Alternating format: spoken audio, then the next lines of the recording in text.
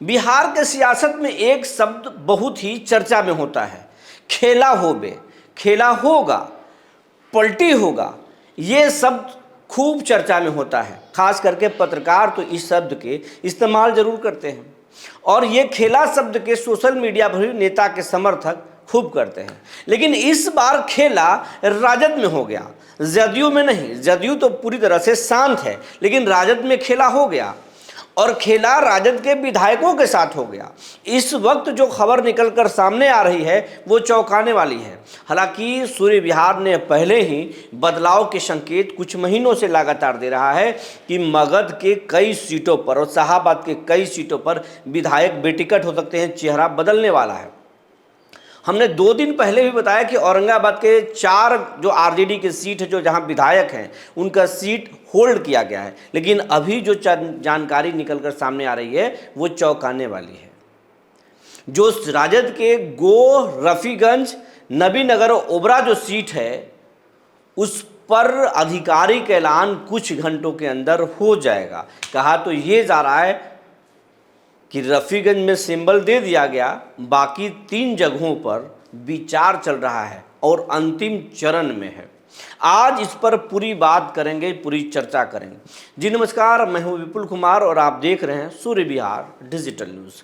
अब हम बिहार के तमाम दर्शकों से ये अपील करना चाहेंगे कि अगर आप सियासत के और बिहार विधानसभा चुनाव के हर अंदर खाने की खबर जानना चाहते हैं, सियासी उठा पटक जानना चाहते हैं और नेताओं के अंदर में क्या खाना फूसी चल रहा है, ये अगर सब कुछ जानना चाहते हैं तो सूर्य विहार चैनल को यूट्यूब पर सब्सक्राइब जरूर कर लें, बेल आइकन को दबा लें। अगर आप हमें फेसबुक पर देखते हैं तो पेज को फॉलो करना ना भूलें। और सूर्य विहार का अपना व्हाट्सएप चैनल भी है और इस खबर के डिस्क्रिप्शन में उसका लिंक दिया हुआ है, उसे आप ज़रूर ज्वाइन कर लें। इससे होगा कि आपको हमारी हर खबर सबसे पहले मिलेगी। अगर आपको खबर पसंद पड़े तो आप लोगों तक भी पहुंचा सकते हैं, इससे हमारी टीम को काफ़ी मदद मिलेगा। अब आप खबर को आपको विस्तार से बताने जा रहे हैं। न सिर्फ हम औरंगाबाद के 4 विधानसभा की बात करेंगे, बल्कि गया जिला के टेकारी की भी बात करेंगे और हम आपसे गया जिले के सिरघाटी विधानसभा की भी बात करेंगे। अगर शाहाबाद की बात करें तो हम दिनारा की भी बात करेंगे। कई सीटों पर हम बात करेंगे और बताएंगे। सबसे पहले हम बात करते हैं रफीगंज विधानसभा के। रफीगंज में जो पहले जेडीयू के लोजपा के जो नेता थे प्रमोद कुमार सिंह, वो अब जेडीयू में शामिल हो गए हैं और जेडीयू के जो पूर्व विधायक थे और प्रबल जो दावेदार थे अशोक कुमार सिंह, इस बार उनको भी टिकट कर दिया गया है और वो जेडीयू में बने हुए हैं, लेकिन जिलाध्यक्ष के पद से इस्तीफा दे दिए हैं और उनके समर्थन में धड़ाधड़ कई लोगों ने इस्तीफा दिया, लेकिन वो जदयू में बने हुए हैं।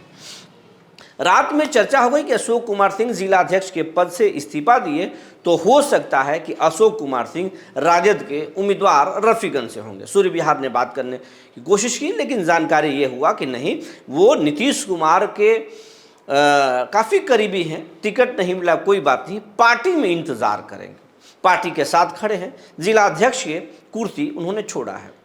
वहाँ पर अनुज कुमार सिंह के नाम सबसे आगे चल रहा था कि प्रमोद कुमार सिंह जिस तरीके से एग्रेसिव अप्रोच के साथ चुनाव लड़ते हैं, प्रमोद को कोई अगर रोक सकता है तो अनुज सिंह रोक सकते हैं। इस नाम पर विचार भी चल रहा था, सब कुछ तय हो चुका था, लेकिन एक अंदर खाने से बात आई कि मुस्लिम को काटना, निहालुद्दीन को काटकर, मोहम्मद निहालुद्दीन को काटकर अगर किसी राजपूत को उतारा जाएगा तो मुस्लिम वोट नाराज होगा और प्रमोद सिंह पिछले 10 सालों से वहां काम कर रहे हैं, इसको भुना सकते हैं।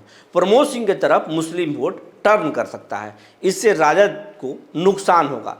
लिहाजा रफीगंज के जो कई टर्म से जो चेयरमैन हैं नगर पंचायत के, मोहम्मद गुलाम साहिब, उनको राजद ने अपना सिंबल दे चुका है। यानी रफीगंज में जो राजद का चेहरा है गुलाम साहिद होंगे और ये कंफर्म हो चुका है। आधिकारिक घोषणा नहीं हुई है, लेकिन सिंबल उनको दे दिया गया। पार्टी ने कहा है आप अपना औपचारिक ऐलान ना करें, जब लिस्ट जारी होगा तब होगा, लेकिन उन्हें सिंबल दे दिया गया है। रफीगंज में चेहरा गुलाम साहिद होंगे। अब अगर हम बात करें गोह की, तो गोह में अभी चर्चा चल रहा है, मंथन चल रहा है। वहाँ पर डॉक्टर पुष्पेंद्र जो औरंगाबाद के बड़े सर्जन हैं, उनका नाम सबसे आगे चल रहा था, लेकिन अमरेंद्र कुशवाहा जो आरजेडी के यहाँ जिलाध्यक्ष हैं, उनके नामों पर भी तेजी से चर्चा चल रहा है और औरंगाबाद के जो सांसद हैं अभय कुशवाहा उनके तरफ से लगे हुए उनकी पैरवी कर रहे हैं अभय कुशवाहा। तो अब दो नामों पर चर्चा चल रहा है। वहाँ के जो विधायक हैं भीम सिंह, वो लगभग उनका नाम वहाँ से हट चुका है। अब कोई अगर वहाँ कोई लड़ेगा तो वो कुशवाहा ही लड़ेगा। डॉक्टर पुष्पेंद्र और अमरेंद्र कुशवाहा दोनों के नाम पर विचार चल रहा है। प्रबल संभावना है डॉक्टर पुष्पेंद्र ही उम्मीदवार होंगे। बस कुछ घंटों के अंदर में आज शाम तक औपचारिक ऐलान हो जाएगा। लेकिन अमरेंद्र कुशवाहा भी पूरी ताकत से जुटे हुए हैं, तो इन्हीं दो नामों में से कोई उम्मीदवार होगा, लेकिन संभावना डॉक्टर पुष्पेंद्र का है। अब हम बात करें नबीनगर विधानसभा के, तो नबीनगर में डब्लू सिंह पटना में जमे हुए हैं, लेकिन डब्लू सिंह को एक तरह से पार्टी ने किनारा लगा दिया है। उन्हें डब्लू सिंह और डब्लू सिंह के जो भी समर्थक हैं उनसे बात राजद के लोग राजद के जो बड़े जो अधिकारी हैं, चाहे वो संजय यादव हैं या तेजस्वी यादव हैं, कोई बात नहीं हो रही है। हालांकि ये हमारी बात डब्लू सिंह से नहीं हुई है, लेकिन राजद के विश्वसनीय सूत्रों से के अनुसार डब्लू सिंह को लगभग वहाँ से राजद बेटिकट करने वाली है। ये तय हो चुका है। डब्लू सिंह के जगह पर वहाँ से गोह के जो विधायक भीम सिंह यादव हैं उनको उतारने की तैयारी थी, लेकिन अभी कुछ घंटों से धर्मेंद्र चंद्रवंशी का नाम सामने आया है। राजद के एक खेमा धर्मेंद्र चंद्रवंशी के पक्ष में उतर आया और ये कह रहा कि धर्मेंद्र चंद्रवंशी पिछली बार 22,000 से ज़्यादा वोट लाए थे और ये चंद्रवंशी जो समाज है वो नीतीश कुमार का पेटेंट वोट माना जाता है।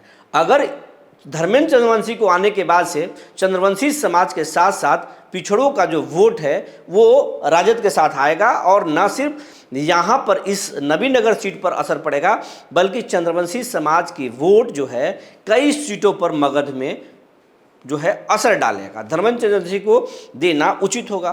तो अब धर्मेंद्र चंद्रवंशी का नाम भीम सिंह यादव से ज़्यादा ताकत से आगे आ गया है। हो सकता है कि नबीनगर से धर्मेंद्र चंद्रवंशी ही राजद के उम्मीदवार हो सकते हैं। हालांकि दोनों नामों पर विचार चल रहा है। राजद में एक डर है कि अगर डब्लू सिंह को बेटिकट करने के बाद अगर गोह के विधायक भीम सिंह यादव को भी अगर बेटिकट कर दिया जाए तो थोड़ा मुश्किल होगा। दो नेता, बड़े नेता नाराज हो जाएंगे और इसका खमियाजा राजद को भुगतना पड़ सकता है।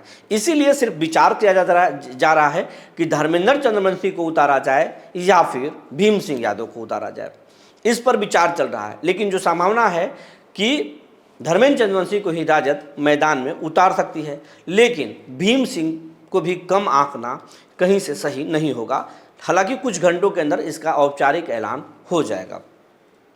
अब हम बात करें ओबरा विधानसभा की, तो ओबरा में ऋषि यादव को लगभग फाइनल कर दिया गया है, लेकिन क्योंकि राजद के लोग रोहिणी आचार्य को चाहते हैं कि वहाँ चुनाव लड़े, प्रकाश चंद्रा से थोड़ा सहम गई है, डर गई है राजद कि प्रकाश चंद्रा भी एग्रेसिव अप्रोच के साथ चुनाव लड़ते हैं और उनके समर्थन में हर कास्ट के लोग, चाहे वो अल्पसंख्यक हो, मुस्लिम हो या फिर यादव समाज हो, वो भी प्रकाश चंद्रा के साथ खड़ा है। एनडीए का तो अपना वोट बैंक है ही इससे, और ऋषि कुमार के खिलाफ जो है वहाँ एंटी इनकम्बेंसी है। हालांकि ऋषि कुमार का टिकट काटना राजद के लिए भी आसान नहीं होगा, तो रोहिणी आचार्य को ही लाकर इनको बेटिकट किया जा सकता है। रोहिणी आचार्य राजद परिवार से नाराज हैं। रोहिणी आचार्य को एक राजद का लॉबी मनाने में जुटा हुआ, लेकिन रोहिणी फिलहाल अभी तक नहीं मानी है। अगर रोहिणी राजी हो गई चुनाव लड़ने के लिए तो ओबरा से रोहिणी आचार्य ही लड़ेंगी, लेकिन इसकी कम संभावना है। अगर रोहिणी नहीं लड़ी तो ऋषि ही वहाँ के फाइनल उम्मीदवार होंगे। लगभग ऋषि यादव को ही ओबरा से उम्मीदवार माना जा सकता है, क्योंकि अब तक हामी रोहिणी आचार्य ने नहीं भरा है। इसका औपचारिक ऐलान हो जाएगा। अब ये तो रही औरंगाबाद की बात। अगर हम बात गया में करें तो शेरघाटी जो सीट है उस पर अल्पसंख्यक समाज लगातार मांग कर रहा था उस सीट से उम्मीदवारी के लिए। गया के मोहम्मद निज़ाम जो है, निज़ाम भाई, वो उम्मीदवारी की दावा कर रहे थे और कई महीनों से, 6 महीना से ज़्यादा से ऊपरी ताकत से जुटे हुए थे, लेकिन वहाँ पर मंजू अग्रवाल जो वैश्य समाज से आती हैं वो उम्मीदवार थी, लेकिन उनका क्षेत्र में बहुत विरोध था, इसीलिए वहाँ पर वैश्य समाज से ही आने वाले संतोष गुप्ता को उम्मीदवार राजद बनाने जा रही है। इसकी प्रबल संभावना है। हालांकि नाम विनोद यादव का भी चल रहा था, लेकिन यादव समाज को कई जगहों पर लाने से पहले ही लिस्ट में 16 यादव को टिकट राजद दे चुकी है। अब विनोद यादव को देने के बाद थोड़ा परेशानी होता, तो विनोद यादव और संतोष गुप्ता दोनों नामों पर विचार चल रहा है, लेकिन ज़्यादा संभावना है कि संतोष गुप्ता को ही वहाँ से उम्मीदवार बनाया जाए, क्योंकि मंजू अग्रवाल वैसे आती हैं, उनके जगह पर संतोष गुप्ता को रिप्लेस किया जा सकता है, ताकि जातीय समीकरण ठीक रहे। बात अगर टेकारी पर करें तो टेकारी वो सीट कांग्रेस की थी और वहाँ पर राजद अड़ी हुई थी। वहाँ पर कुशवाहा समाज से आने वाले कैंडिडेट का नाम आगे चल रहा है। राजद वहाँ से कुशवाहा समाज को उम्मीदवार बना सकता है। बात करें अगर रोहतास शाहाबाद में दिनारा विधानसभा के, तो दिनारा में जो जयकुमार सिंह हैं जेडीयू के नेता, उनको इस बार बेटिकट करके जो आरएलएम के खाते में उस सीट को भेजा गया है। जयकुमार सिंह राजद में शामिल होने की चर्चा है कि राजद में शामिल हो चुके हैं और उनको उम्मीदवार बनाया जा सकता है। हालांकि इसकी आधिकारिक पुष्टि नहीं है, लेकिन ये इस अफवाह में दम लगता है। वहाँ से जयकुमार सिंह उम्मीदवार हो सकते हैं, इसकी संभावना जारी है। कुछ घंटा और इंतज़ार कर लीजिए, आज शाम तक राजद अपना लिस्ट जारी कर देगा। जो जानकारी निकल कर आई थी हमने आपको बता दिया। तब तक के लिए धन्यवाद।